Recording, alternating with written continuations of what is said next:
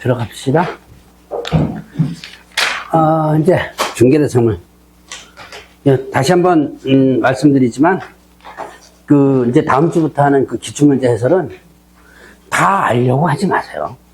어차피 몰라요. 그 문제 다 푼다 가서 다 아는 게 아니고 여러분들이 이것만 정확히 파악하면 돼요. 문제가 이런 식으로 나오는구나 라는 것만 파악하면 기출문제 해설은 성공한 거예요. 그리고 한번 이게 수업 듣죠? 다음에 다시 한번 여러분들이 다시 쭉 이제 5, 6월달 지나가서 풀잖아요. 그러면 그때는 이제 풀려요. 그러니까 난 모르는데 어떡하지? 라고 생각하지 말고 문제 유형이 이렇게 나오고 어느 구석탱에서 이런 식으로 나오는구나 이런 것만 파악을 하면 성공한 거다라고 볼 수 있어요. 자, 일단 봅시다. 근데 이제 복습도 하고. 자, 일단 중개대상물 26페이지 한번 보겠습니다. 자, 중개대상물 하면 아까 잠깐 얘기했던 토지, 그 다음에 건축물, 그 밖에 토지자정착물, 임목, 광업재단, 공장재단 이렇게 5가지가 중개대상물이에요. 자, 그러면 일단 토지는 제가 많이 설명드릴 필요는 없는데, 자, 토지는 보통 여러분들 이제 부동산 학개론을 배우다 보면 필 단위고 거래가 돼. 1필 이렇게 거래가 되죠? 이때 1필의 일부, 이거 중개대상물인가요? 아닌가요? 한 필지의 일부. 중개대상물? 이단이다? 이다. 1필의 일부도 거래 대상이 되죠? 매매 계약 체결할 수 있어요. 물론 이제 나중에 등기할 때는 분필해가지고 하면 되는 거고, 그 다음에 이 일부를 임대차 할 수도 있고, 지상권 설정할 수도 있죠? 그래서 1필의 일부도 중개대상물이 된다라고 보시면 돼요. 자, 그러면 이제 토지에서는 여러분들이 대토권만 기억하면 됩니다. 여러분들 교재 27페이지. 그 박스의 4번. 27페이지 보세요. 그 박스의 4번. 대토권. 택지개발지구 내 이주자 택지로 공부받을 수 있는 지위인 대토권은 중개대상물 아니다. 뭐 이런 거 있죠? 자, 그러면 봅시다. 여기는 택지개발지구 내 이주자 택지 이렇게 되는데요.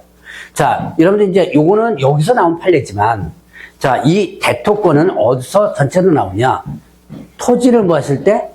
수용할 때. 자, 이 토지를 수용을 당합니다. 자, 여러분들 이제 국가나 지자체에서 땅을 수용하죠. 그럼 땅을 수용하면 뭘 줘요? 대토권은 이제 조금 이따가 뭘 주죠? 보통 수용하면 뭘 줘요? 보상금을 주죠. 토지 수용 보상금 있잖아요. 자, 근데 보통 보상금을 주는데 지자체에서 돈이 없거나 그럴 때 이때 많이 쓰는 게 뭐냐면, 자, 내가 요 땅을 수용하는 대신에 옆에 비슷한 땅을 줄게 이렇게 하는 거예요. 자, 그 비슷한 땅을 줄게라고 하는, 그러면 이제 거기 오케이 하죠. 그럼 서로 협약하죠. 그러면 비슷한 땅을 받을 수 있는 권리가 생겨요. 그 비슷한 땅을 받을 수 있는 권리가 뭐예요? 바로 대토권입니다. 무슨 뜻인지 대충 아시겠죠? 자, 그럼 대토권 중개대상물이 아니다 그랬습니다. 왜 중개대상물 아닐까요? 아직까지. 네, 일단 판매가 당연히 없으니까 못 되겠죠.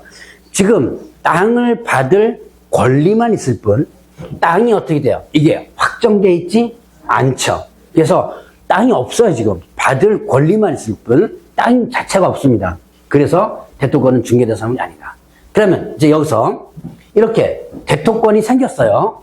일단 중개대상물 아닙니다. 근데 비슷한 땅을 주겠다고 해가지고 나중에 비슷한 땅을 주는 거예요. 땅이 확정됐습니다. 이게 뭐라고 표현되죠? 여기에 이제 이제 수용돼가지고 이제 비슷한 땅을 주는 거예요. 이 땅을 뭐라고 그런다? 대체 토지라 그래요. 농지면 대체 농지가 돼요. 이거 어디서 들어본 것 같지 않아요? 어디선가 들어봤죠? 들어본 것 같죠? 어디서 들어봤어요? 또 공법이요 그러지 말고. 어제 공법 했어요? 어제 공법. 어제가 공법이었나요? 네. 자, 공법이 나올 수도 있는데, 제 과목에서, 1, 2월 때 공부하셨던 분, 들었어요. 토지거래 허가 부분에서 나와요. 그래서 토지거래 부분에서 제가 다시 한번 언급을 할 겁니다. 땅이 확정되면 그게 뭐가 된다? 대체 토지가 된다. 근데 아직까지 땅이 확정되지 않은 상태가 대토권입니다. 이거는 땅이 확정되지 않았기 때문에 중개대상물에 해당되지 않는다. 토지는 이것만 기억하면 돼요. 자, 그러면, 자, 건물과 관련된 부분 보겠습니다. 자, 건물은 기본적으로 건물이 중개 대상물이 되기 위해서는 민법상 건물 이어지면 돼요. 이 내용인 여러분들 27페이지 맨 하단 부분쯤에 비슷한 내용 나와요. 27페이지 맨 하단 부분에 중개 대상물이 건축물을 의미하는 부분 있죠? 자, 민법상 부동산에 대한 건물이라고 보고 있다, 뭐 이렇게 돼 있죠? 예, 그 내용입니다. 27페이지 맨 하단 부분. 자, 그래서 최소한 민법상 건물이 된다. 기둥, 지붕, 벽 이렇게 되죠. 기둥, 지붕, 주벽으로 이루어진다. 이렇게 됩니다. 자, 그러면 일단 분양권이라는 게 있어요. 자, 일단 기본적으로 이것도 먼저 분양권. 분양권 보기 전에 민법상 건물이 아니라면 중개대상물이 아닌 거죠. 자, 여러분들 교재 잠깐 보세요. 29페이지 보세요.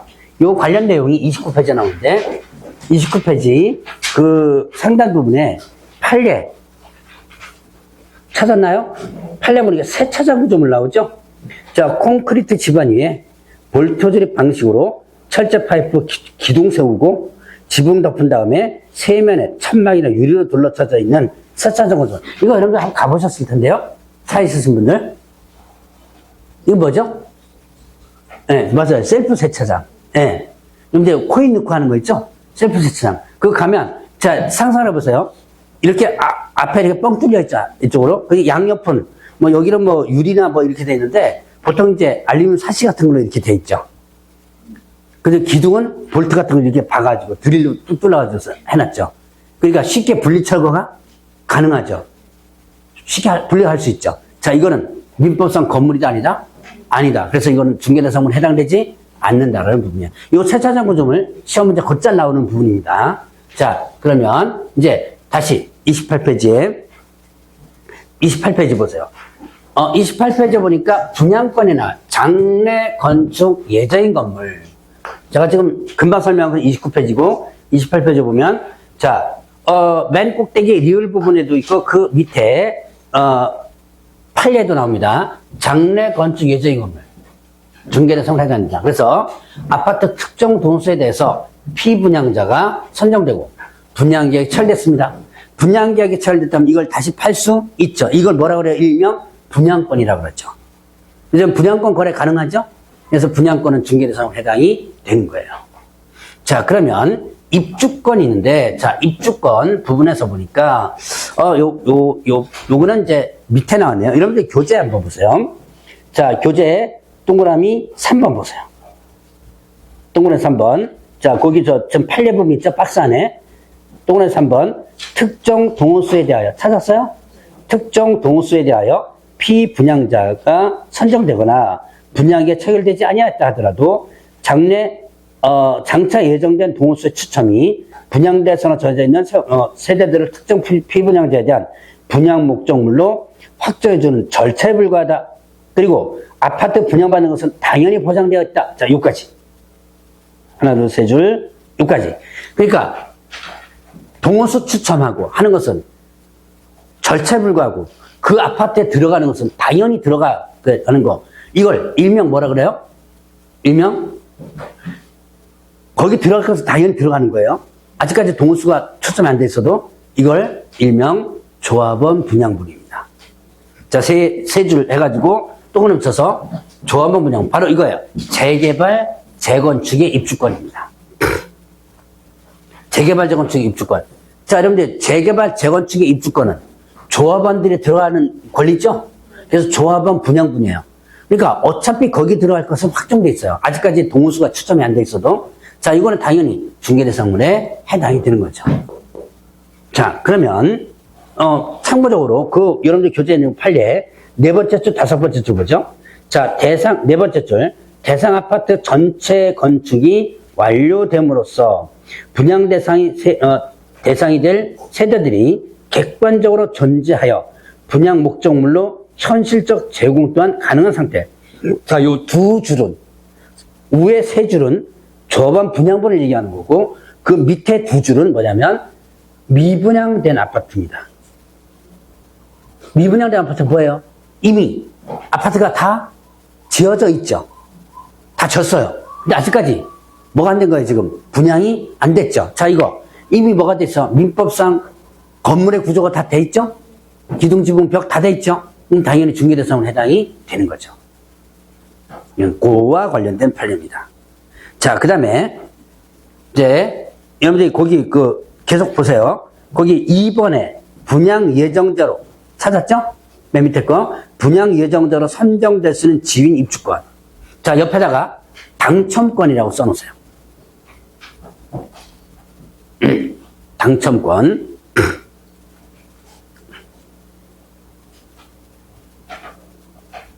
자, 이것도 뭐냐. 자, 거기 보니까 특정 아파트에 입주할 수 있는 권리가 아니라 아파트에 대한 추첨기에 신청하여 당첨이 되면 아파트 분양 예정자로 선정될 수 있는 지위를 갖는 게 불과한 입주권이 이렇게 되어 있어요. 근데 거기 판례를 보세요. 몇 년도 거예요? 91년. 자, 이거는 요즘 판례는 아니에요. 이건 이 판례를 이제 설명드리면, 자, 이제 옛날 얘기합니다. 옛날에는 컴퓨터가 없는 시절이에요. 일단, 그때도 이제 아파트 분양을 했었으니까, 분양 신청을 하죠. 그럼 서류 심사를 수동으로 해요. 이제 무주택자만 있었으니까, 서류 수동으로 해서 일단 뭐 한다? 이 아파트에 당첨을 시켜놓은 거예요. 명단을 당첨시켜놓고 나서, 그 다음에 동의수를 뺑뺑이. 여러분들 저기 옛날에 그 텔레비전 같은 데 가끔 보면 이런 통에다가 놓고 이렇게 돌려가지고, 아니, 보셨어요? 그런 거?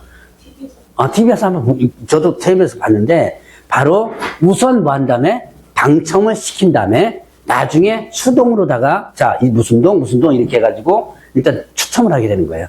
요즘은 분양 신청하면 다 동수까지 돼서 자동적으로 다 나와요. 근데 옛날에 그런 게 있었다.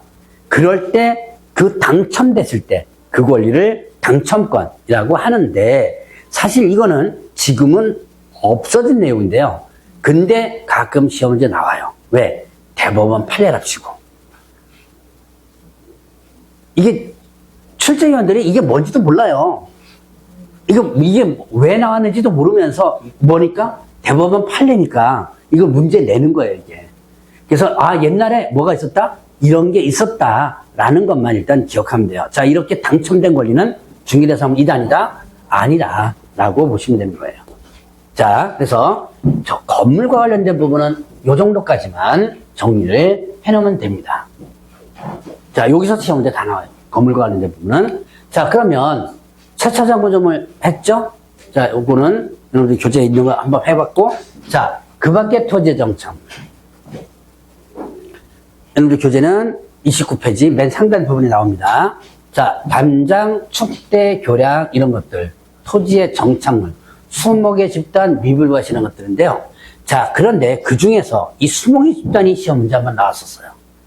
수목의 집단, 뭐죠? 나무들의 집단이에요. 근데 이 수목의 집단이 어떻게 된 거예요, 이게? 그냥 수목의 집단은 중개대상은 아닙니다. 그냥 토지에 부착된 부속물에 불과해요. 근데 여기에 뭘 붙인다면? 명인 방법을 붙인다면.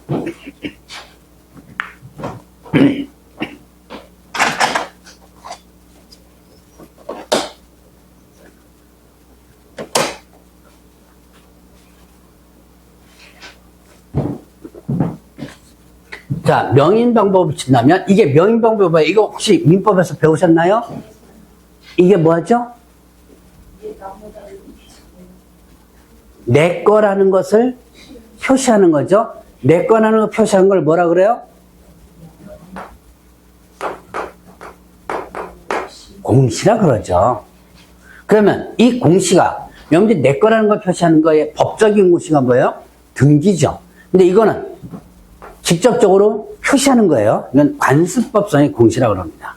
자, 그래서 수피의 묵서, 나무 껍데기에다가 누구누구네 거 이렇게 표시하거나 아니면 목찰 이렇게 세워가지고 누구네 거 이렇게 표시를 하면 내 거라는 게 표시가 되죠. 그럼 이걸 부동산으로 취급을 하게 됩니다. 그러면서 중개대상물에 해당이 되는 거예요. 자, 그래서 이거는 중개대상물에, 자, 수목의 집단은 중개대상물인가요, 아닌가요? 아니다. 근데 거기에다가 뭘 붙여주면 돼요? 명인 방법이라는 것을 붙여야 되는 거예요. 그러면 중개대성문에 해당되는 거죠. 자, 그러면 이제 임목 보겠습니다. 자, 임목. 여러분들 교재 29페이지 나오는 부분이죠. 자, 임목은 어느 법에 의한 거예요? 임목에 관한 법률에 의해서 나무를 등기하는 겁니다. 자, 나무를 등기하기 위해서는 시군에 가면 임목 등록 원부가 있어요. 거기 표시되어 있죠? 임목 등록 원부에 또 그다음에 1번 기억 부분에 아마 있을 거예요. 아마 임목 등록 원부에 등록된 것에 한해서 등기를 하게 되는 거예요. 자, 그럼 등기하게 되면 어디에 표시가 되냐면 토지등기부 표제부에 등기번호가 기재됩니다. 소유자는 없어요. 등기번호만 기재되기 때문에 임목 등기 여부만을 확인할 수 있고 소유자는 등기부를 보고 다시 확인해 줘야 돼요. 자, 임목 등기를 보고 자, 나무를 이렇게 산에 있는 나무를 수종, 수량 상관없이 필, 일필, 전체관 상관없이 이렇게 임목 등록 먼저 등록해가지고 등기를 하면 자, 어떤 권리가 생긴다? 이 나무에만 뭐가? 소유권이 생기는 거예요. 자, 그럼 나무에만 소유권이 뭐라 그랬어요? 소유권이란 간단하게 표현하면 저는 민법 선생님 아닐 때 민법적으로 표현 안 합니다. 그 민법 선생님 민법적으로 표현하지만 자, 소유권은 뭐예요? 내 거라는 거예요. 내 거. 간단해요. 내 거예요. 내 거. 법적으로 내 거예요. 자, 그러면 나무가 법적으로 내 거가 되는 거죠? 소유권이 생기면 원래 여기도 뭐가 있었어요? 땅. 여기도 뭐가 있었죠? 소유권이 있었죠. 그러면 결국은 땅의 소유권과 나무의 소유권이 분리가 되어버리죠. 그러니까 땅만 팔고 나무는 그대로 임목 등기된 건 놔둘 수 있고 나무만 팔고 이거는 그대로 나눌 수 있는 거죠. 자, 그리고 이 나무에 뭐를 설정할 수도 있다? 저당권, 소유권이 생기니까 저당권을 설정할 수 있는 권리가 생기는 거예요. 자, 그러면 이렇게 이것만 팔고 이것만 놔두고 이러면 어떻게 돼요? 자, 토지 소유자와 임목 소유자가 달라지죠. 그러면 여기에 뭐가 설정된다? 지상권. 이게 법정 지상권이죠? 얘를 보호하기 위해서. 자, 그러면 이렇게 분리해서 할 수 있죠? 자, 분리해서 양도 저당권 설정할 수도 있다. 요 내용은 그 다음 페이지에 있습니다. 자, 여러분들 교재 한번 보세요. 교재 내용 갖고 한번 해보죠. 칠판에 있는 것 하니까. 자, 임목은 토지와 분리하여 양도하거나 저당권의 목적으로 할 수 있고. 자, 토지 소유권자와 지상권자 처분의 효력은 임목에 미치지 않는다. 자, 땅을 팔아도 나무에는 영향을 미치지 않는다. 왜요?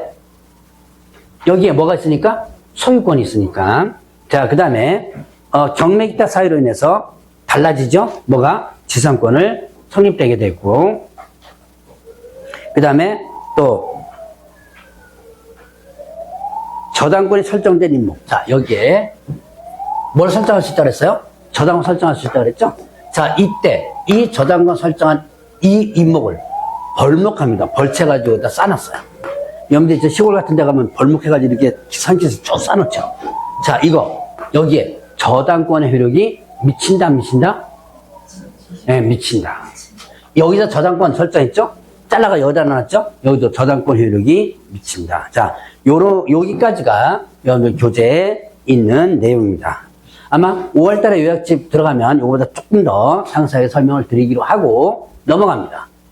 자, 공장재단, 광업재단. 자, 이 법은, 이거는 어느 법에 의한 거예요? 공장 및 광업재단 저당법에 의해서. 자, 그 공장재단은 공장과 관련된 부분이고 광업재단은 뭐예요?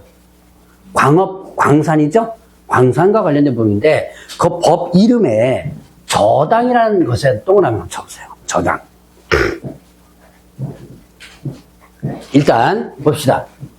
광산 여러분들 이제 쉽게 똑같아요. 공장이나 광업이나 공장과 관련된 부분을 보겠습니다. 여기에 지금 공장 건물이 있고 공장 용지가 있죠. 우리가 흔히 이거와 이거를 부동산이라고 그러죠. 근데 여기에 기계, 기구, 설비들이 있죠. 그 다음에 공장을 운영하는 무체재산권, 이걸 통칭해서 뭐라고 표현하냐면 지식재산권이라고 표현합니다. 자, 공장과 관련된 지식재산권이 뭐가 있어요? 특허권 이런 거 있죠. 특허권이나 실용실현권이나 뭐 이런 거 있습니다. 이거를 모두 묶어서 재단 목록을 만듭니다. 목록을 만들어서 이걸 뭐 하게 되면 등기를 하게 되면 재단 목록을 만들어서 이거를 등기합니다. 자, 그러면 이 전체가 뭐가 되는 거예요?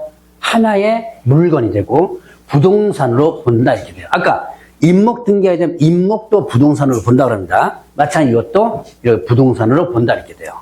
하나의 물건이죠? 그러면 자, 이렇게 재단 등기해 놓고 그러면 이 전체가 하나의 물건이에요. 이 안에 있는 것을 개별적으로 처분할 수 있어 없어요? 없죠. 왜냐면 이게 전체가 하나의 물건이기 때문에 이 등기된 부분 속에 있는 것을 빼가지고 하나씩 처분할 수 없습니다. 자, 개별적으로 처분할 수 없고 각종 권리 설정할 수도 없다라는 부분이에요. 자, 그럼 이렇게 재단 등기해놓은 이유가 뭐예요? 제가 아까 동그라미 쳐놓으라 한 이유가 있죠. 이 목적은 뭐가 목적이다? 저당이 목적이에요. 재단 경비는 자, 하나씩 저당을 잡는다면 아무래도 가치가 떨어지죠. 근데 묶어서 해놓으면 가치가 높죠. 그래서 저당이 주목적이다. 그래서 이렇게 재단 등기를 해놓으면 반드시 저당권을 설정해줘야 돼요. 몇 개월이네? 10개월. 여기 10개월. 찾아봐서 여러분들 교재. 재단 등기 효과 동그라미 2번 부분에 있습니다. 몇 개월 이내 저당권 설정하라? 10개월 이내 저당권 설정하라. 만약에 10개월 이내 저당권을 설정하지 않는다면 재단 등기 효력이 소멸됩니다. 자동 소멸돼요. 왜? 이걸 악용하는 사례가 있거든요. 자, 봅시다. 이거를 재단 등기 해놨어요. 내가 1억에 공장 운영하다 1억의 빚을 채무가 있습니다. 그러면 채권자 입장에서는 이 공장에 기계 한 대만 갖다 붙여도 요즘 기계가 비싸니까 하나만 갖다 붙여도 어떻게 돼요? 이 1억을 회수할 수 있죠. 근데 만약에 재단 등기 해놓으면 이 기계 한 대 압류나 이런 거 할 수 있어 없어요? 없죠. 그러니까 악용하는 사례가 있는 거예요. 그래서 반드시 저당권을 설정하라. 몇 개월 이내? 10개월 이내. 요거만 여러분들 일단 기억을 하면 돼요. 자, 그래서 그 정도만 여러분들이 기억을 해놓고 거기에 또 뭐 이런 게 있네요. 한 개 또는 여러 개. 여기도 있죠.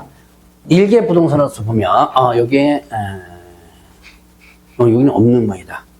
자, 요 여러분들 교재 있는 거. 자, 이런 교재 동그라미 1번에 보니까 일개 또는 수개 공장으로 공장자는 설정하여 할 수 있다 이렇게 했죠. 여기 있네. 하나 또는 둘 이상 공장으로 저당권 여기 있네요. 여러분들 교재는 동그라미 1번에 있습니다. 그거 한번 밑줄 쳐보세요. 자, 요것도 이제 알아두셔야 돼요. 이거는 왜 알아둬야 되냐? 여러분들이 세 번째 주에 확인 설명서를 배울 텐데 거기에서 좀 필요해요. 자, 그때 아마 지금 얘기한 게 다시 언급될 겁니다. 공장이 여러 개가 있다. 한 개도 있지만 여러 개의 공장을 하나의 재단으로 할 수 있어요. 제가 이거 할 때마다 얘기하는 게 라면 공장. 저는 농심라면 있죠. 농심라면 공장이 우리나라에 몇 개 정도가 있냐, 몇 개 정도, 한 3개 정도 있는 걸 기억해요. 여러분들이 안성탕면, 들어보셨죠? 네, 그 안성에 라면 공장 하나 있어요. 농심라면. 그냥 청주가 있고 창원인가 있어요. 자, 안성에 있는 거, 맞나 모르겠다. 어쨌든 그거 다 치고. 자, 여기에 청주에 있고 창원에 있고 3개의 라면 공장이 있다. 이 라면 공장을 하나로 묶어서 재단 등기를 할 수 있는 거예요. 자, 근데 소유자가 달라도 가능해요. 서로 합의가 있다면 공장 소유자가 달라도 이렇게 여러 개 공장을 해가지고 재단 등기를 하나로 재단 등기를 할 수 있습니다. 자, 당연히 나중에 경매에 의해서 팔릴 수 있죠? 그럴 때는 공장 덩치가 크죠? 그래서 한꺼번에 팔지 않고 쪼개서 팝니다. 쪼개서 팔 수 있어요. 이 쪼개서 파는 걸 뭐라 그러냐면 여러분들 민법 같은 데 들어봤을 거예요. 개별 매각이라고 그래요. 그래서 개별 매각도 할 수 있다. 자, 참고적으로 일단 알아두시고, 요거는 제가 확인 설명서 작성법 강의할 때 잠깐 또 언급을 할 겁니다. 자, 그러면 이제 넘어갑니다. 자, 이제 중개대사무는 여기까지 정리를 한번 해보고, 공인중개사 시험 자격증.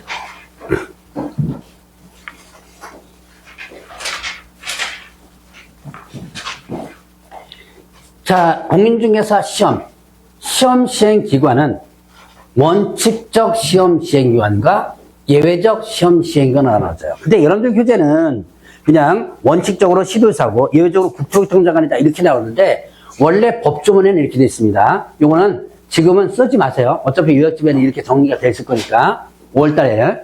자, 공인중개사가 되고자 하는 자는 누가 시행하는 시험에? 시도지사가 시행하는 시험에 합격해야 한다라고 되어 있어요. 이 법조문에 이렇게 되어 있습니다. 자, 이 규정에 의해서 시도지사면 누구예요? 시도지사면 특별시장, 광역시장, 도지사 그죠? 자, 얘네들이 뭐가 되는 거? 원칙적 시험 시행이 된다. 그리고 예외 누가 하는 거예요? 국토교통장관이 시험 수준의 균형 유지를 위해서 직접 출제하거나 시행할 수 있어요. 어떤 애 시험 문제가 어렵게 나왔거나 쉽게 나왔거나 그럴 때 얘 것을 뺏어가지고 얘가 직접 할 수 있고요. 이렇게 직접 출제하거나 시행할 때는 미리 어떤 과정을 친다? 정책심의위원회 의결을 거칩니다. 그래서 옛날에는 자 언제까지는 12회 때까지는 이건 아마 1월달에 잠깐 얘기했을 거예요. 12회 때까지는 시행을 어디서 하고? 시도지사가 하고. 그래서 여러분들이 시험 접수를 어디서 했느냐? 구청에서 썼어요. 그때는 이제 뭐 요즘처럼 인터넷으로 하는 게 아니고 손으로 써가지고 사진 붙여가지고 구청에서 접수를 했었습니다. 그리고 출제는 어디서 했다? 출제는 국토교통부에서 출제했었습니다. 그래서 이렇게 하다 보니 공무원들이 귀찮죠? 시험 때마다 공인중개사뿐만 아니라 다른 시험들도 마찬가지였어요. 그러니 귀찮으니까 이거를 다른 데다가 맡겨버리죠. 이걸 뭐라 그래요? 위탁이라고 그러죠. 자, 위탁. 요거 한번 써보세요. 어디다가? 시험 시행 주체. 그 밑에 공간 있죠? 거기다 위탁. 어디예요? 자, 위탁은 시험 시행 기관 장이 위탁하는데 공기업 준정부 협회. 관보고시는 안 써도 됩니다. 6가지만 써보세요. 관보고시는 안 써도 돼요. 시험 시행 기관 장 쓰고 공기업 준정부 협회.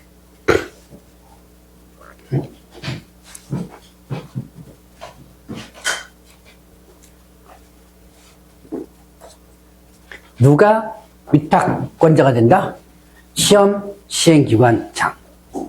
그럼 시험 시행기관장이 누구냐? 시도지사 또는 국장이에요. 이 시험 시행기관장은 궁여지책으로 만든 건데 용어가 올해 누가 시험을 시행하느냐? 국장이 시행할 수도 있고 자 시도지사가 시행할 수도 있죠. 그러다 보니까 이렇게 해야 되겠다. 이걸 얘를 따로따로 하게 그러니까 묶어서 시험 시행기관장이라고 한 거예요. 자 그러면 이제 여기서 공기업 준정부 협회에 위탁할 수 있다. 지금 현재 어디에 위탁돼 있다고 그랬어요? 준정부기관인 산업인력공단에 지금 위탁되어 있죠? 어디에도 위탁될 수 있다고 그랬어요? 공인중개사 협회. 자, 지금 이제 이번에 3월달 강의할 때 공인중개사 협회 부분은 개정이 됐어요. 그래서 협회 부분 개정된 걸 나중에 이제 프린터라든지 어쨌든 알려드릴 텐데 지금은 한국공인중개사협회라고 명칭이 바뀌었고요. 앞에 한국 접었습니다. 설립 절차가 싹 없었어요. 이제 신규로 설립 못합니다. 아예 이거 하나만 이거하고 신규로 설립 못하도록 해놨어요. 옛날에 여기 공부했었던 분들 발진이 몇 명이고 어쩌고저쩌고 있거든요. 싹 없애버렸어요. 이제는 아예 신규 설립 못하도록 못을 박아놨습니다. 어쨌든 자 공인중개사협회에 위탁될 수 있다. 이쪽으로 위탁되면 시험 문제 쉽게 나온다, 어렵게 나온다. 계속 제가 여기서 지금 받아가려고 지금 용수고 있다 그랬죠? 그러니까 여기로 넘어가기 전에 어떻게 하시라? 열심히 공부하시라. 나중에 후회합니다. 그러니까 열심히, 자, 공부를 하시고. 자, 어쨌든 얘네들이 위탁할 수 있다라는 부분이에요. 자, 그러면 원칙, 예외, 위탁, 이게 세 가지를 구분합니다. 그러면 응시자격 봅시다. 응시자격. 자, 나이 불문, 국적 불문. 나이 불문 누구도 볼 수 있다. 미성년자 볼 수 있고, 국적 불문 누구도 볼 수 있다. 외국인도 볼 수 있다. 자, 그런데 여기서 응시 자격 제한이 있죠? 그 여러분들 교재 바로 1번에 세 번째 주 나오는 공인중개사 자격이 취소되면 이때부터 몇 년? 3년. 자, 그리고 요까지 써놓으세요. 부정행위자 5년, 무효처분 받은 업도 5년. 요것도 저 뒤에 나오는데 제가 이거 한꺼번에 묶을 거예요. 관련되는 건 묶어서 공부해서죠. 부정행위자 땡땡 무효처분 받은 날부터 5년.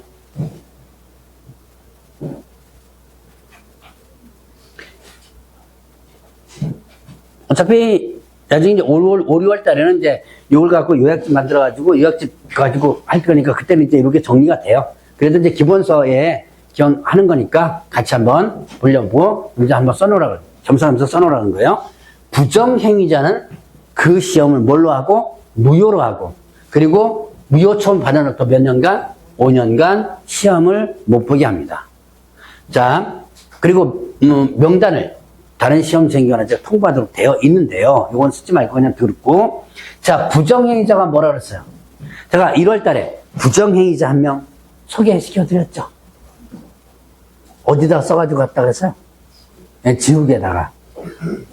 그래도 들뜬 거, 얘가 얘기를 좀 했을 겁니다. 자, 이제 또 하나의 부정행위자 보겠습니다. 옛날에, 자, 아까 왜 시도지사가 직접 하고 국토교통부에 출자하고 이런 때가 있었다고 그랬죠? 12회 때까지. 그리고 13회부터 이제 시험을 위탁시키게 돼요. 13회부터는 어디에다 위탁하냐면, 지금 현재 어디에 위탁되어 있다고 그랬어요? 네, 산업인력공단에 위탁되어 있자. 그래서 처음으로 산업인력공단에다 위탁을 시켰습니다. 근데 그때 시험지가 유출되는 사고가 발생돼요. 산업인력공단 대전지부에서, 대전지부 공무원이, 준공무원이라고 그러죠? 공무원이 시험지가 이제 날왔어요. 이거를 복사를 해서, 원판은 못 보냅니다. 원판은 나중에 숫자 다 플러스 마이너스 해가지고 다시 반납하거든요. 원판은 못하고 복사를 해가지고 얼마나 보겠냐면 800만 원 보겠죠. 자, 이거 뉴스에 나온 거예요. 뉴스 크게 나왔었어요, 이거. 자, 800만 원을 받고, 그때 당시 2003년도가 그래요. 그때 당시 800만 원이면 큰 돈이죠. 2002년도가 3년, 2년도구나. 2년도에 그때 800만 원을 받고 일단은 시험지를 그 부탁한 사람한테 주는 거예요. 그 부탁한 사람이, 그 800만 원 주고 받은 사람이 이거를 20명한테 팝니다. 1000에서 1500 받고. 누가 손 버는 거야? 이 사람 돈 번 거죠? 그냥 20명한테 팔았어요. 자, 그리고 이제 시험을 봤는데 한 사람이 떨어졌습니다.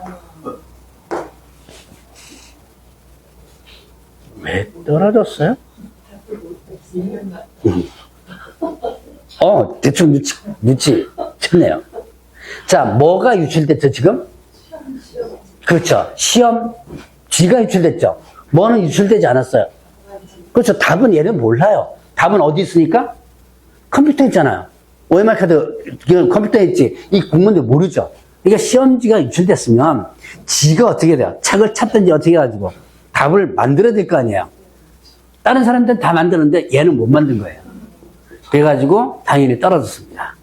이 떨어진 사람이 얘한테 온 거예요. 나 떨어졌으니까 뭐 내나? 네. 여러분들 같으면 주겠어요? 이제 물론 결과론적으로 줘야지 모르겠지만 여러분들 한번 생각해 보세요. 아니 난 분명히 거짓말 한 거 아니야. 나 진짜 원판 해가지고 유출해가지고 준 거예요. 나는 거짓말 안 했습니다. 근데 네가 떨어졌어, 내가 떨어졌어요? 나는 분명히 약속 때 해줬는데 나 못 주겠다는 거예요. 그래서 11월 총괄 시험인데 이제 싸우다가 이 사건이 언제 터졌냐면 4월 달에. 그 다음에 4월 달에 사건이 터진 거예요. 어떻게 해서? 열받아가지고 찔린 거죠. 세상은 다 그런 사람도 많아요. 자, 그래서 이 전체가 다 몽창 다 걸립니다. 뭐 어쩔 수 없는 거죠. 자, 그래서 여기서 이제 보죠. 이렇게 부정행위를 하면 시험이 무효처분 되죠? 무효처분 받고 나서부터 몇 년? 5년. 이때, 그럼 이 5년의 개념을 시험